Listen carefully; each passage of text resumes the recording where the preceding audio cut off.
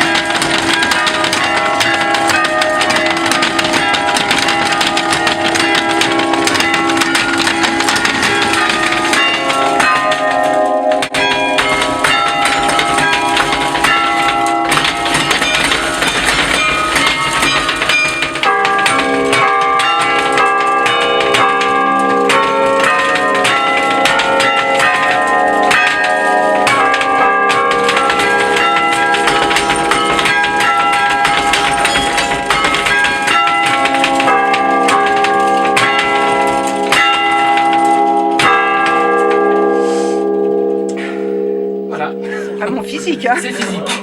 C'est physique. Merci, c'est gentil. Ce carillon, il est vraiment unique? Ah oui, on peut dire qu'il est tout à fait unique à plus d'un titre.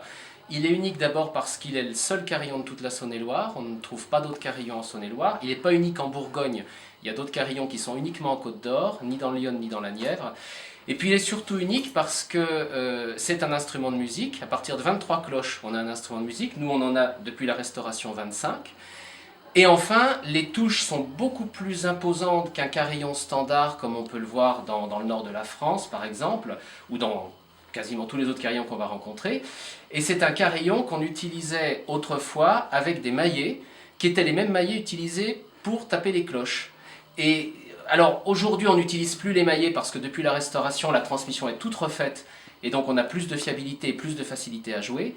Mais malgré tout, ça faisait de ce carillon quasiment l'unique exemplaire de toute la France, avec un ancien système de maillet pour frapper les cloches auparavant, et un système de clavier comme les carillons modernes qui ont été édifiés à partir du moment où on a fait des ensembles de plus de 10, 15, 20 cloches, et là où il fallait des claviers.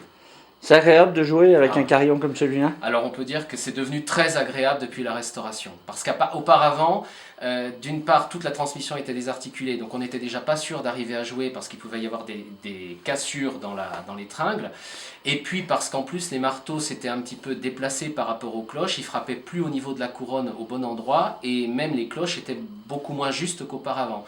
Alors qu'aujourd'hui, grâce à la Restauration, non seulement toute la transmission est fiabilisée, c'est une transmission qui est similaire à des carillons, les célèbres carillons de Belgique, par exemple. J'ai eu l'occasion d'aller voir le carillon de Bruges, j'ai montré les photos au carillonneur de Bruges, il m'a dit c'est exactement la même transmission que chez nous. Donc il est beaucoup plus fiable, et les cloches sont redevenues justes. Les premières cloches, par exemple, on